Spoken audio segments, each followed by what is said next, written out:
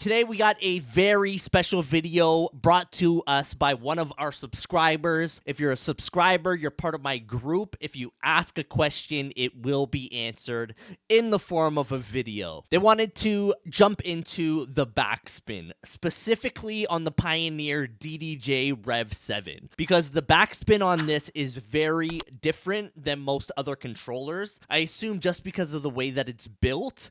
There's a lot of things that I've learned using this controller for a long time. It's built in a different way than a turntable. It's got a lot more friction, so you can't really wind up and do the giant backspin. But what they gave you is a backspin effect, right? So depending what kind of backspin you're trying to do, you're either going to use the effect or you're going to use the platter.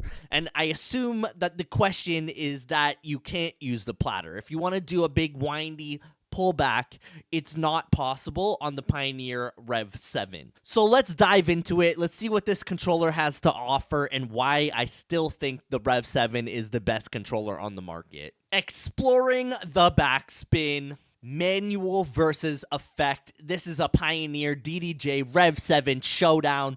Let's go. So the art of backspinning has always been a favorite among DJs and people who want to become DJs. And right now we're here to kind of unravel, unpackage what the backspin is, what it sounds like, and how to use it properly. Speed up.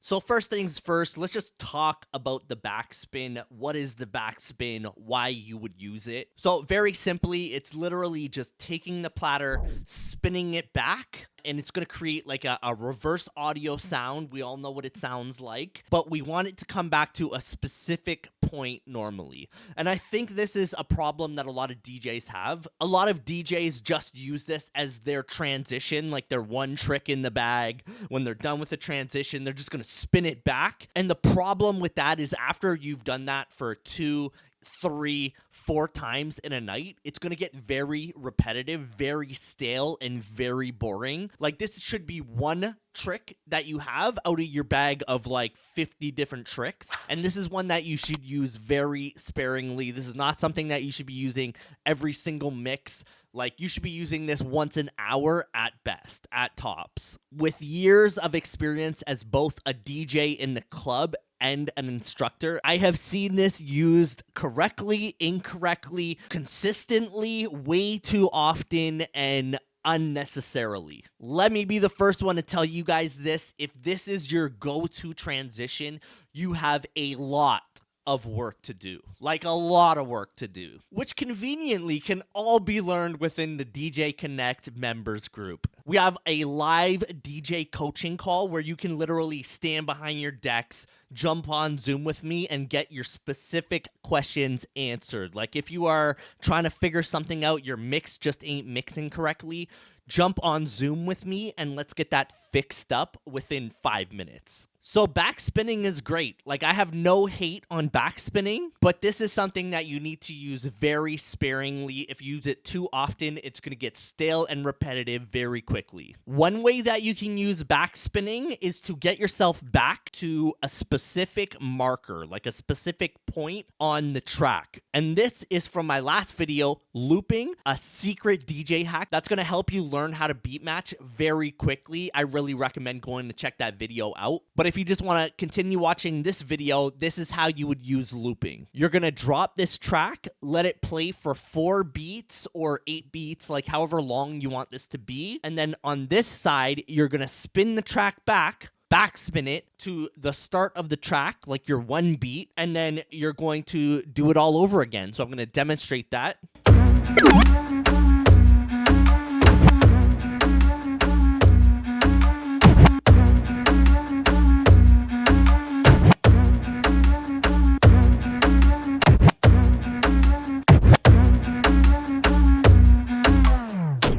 So that's how you would correctly loop the track. I'm going to do that without using the crossfader so you can hear the backspin as well. And the whole idea of this is we're backspinning to a specific point on the record, which is the 1 beat, and then dropping it again. So I'm going to do this again without the crossfader so you can hear the backspin.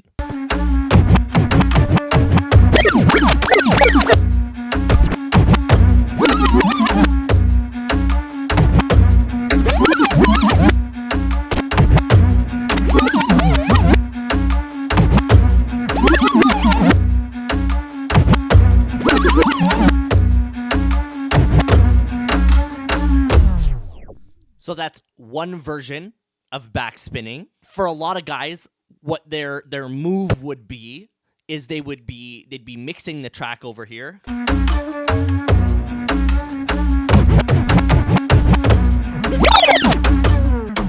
And then from there, just kind of wheel it back up. And that is where I assume the issue is coming from, because you cannot, on the REV7, just kind of fling it back. If these were old turntables, there would be no friction. Like, you would have as little friction as possible, and you can just like send that record spinning. You can send that thing back to the moon, or like on a CDJ or something. But on the REV7, this is not possible. So in its place, they added an effect button. So let's try that again. Let's try that little transition that people would be doing.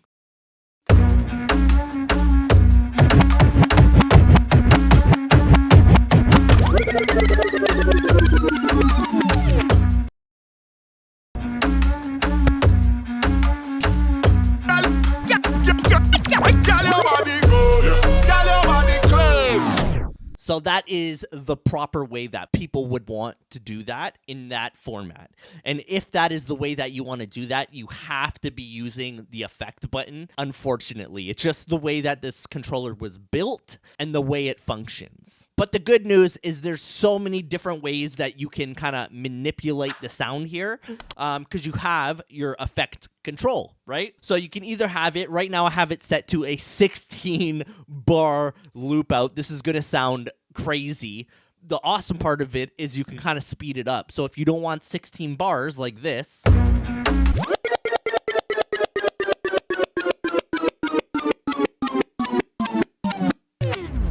you can speed it up if you heard that at the end here. So let's try this.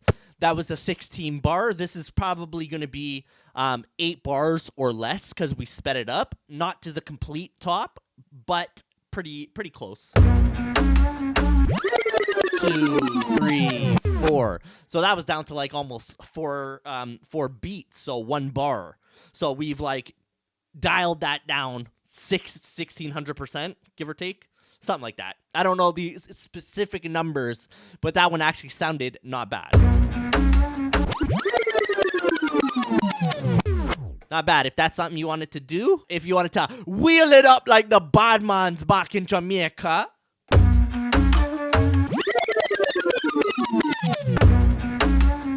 There you go. Now we're going to drop it back on the cue point. Or you want to drop it on like into the song.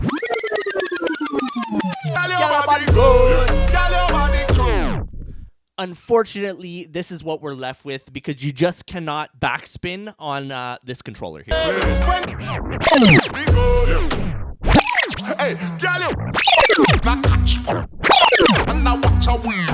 Just not possible. Hopefully, this explains a lot about the backspin feature. It is a great feature. It is a great sound, but this is not something that you want to be using very consistently. This is something you should be using very sparingly, really. There's not too many times that you need to backspin, and it's very rare that you would ever need to kind of backspin it to the moon. That's just not something that's a great practice and something that's just going to hinder your practice because you're not actually learning skills. You're just taking this thing that you know how to do and not learning the correct way to DJ. And that should be it. If you guys have any questions, make sure to drop them in the comments below. Please smash that thumbs up button. It helps my channel more than you can imagine. So please just go right there right now. Smash that little thumbs up button. Subscribe if you're not, because why wouldn't you? Smash that notification bell because the only thing that I drop is free fire content for you guys. And if you really want to learn the correct way to DJ, I would highly recommend jumping into our private members group. The stuff that you get for $27 a month is insane. And now you guys are getting free coaching once a month. We're going to be hopping on a free coaching call. I can't tell you how important coaching is to your success. So if you want to learn how to DJ right now, learn today and make sure that your dream becomes reality, thedjconnect.com. Go join. Best $27 a month you're ever going to spend. I can promise you that. Peace.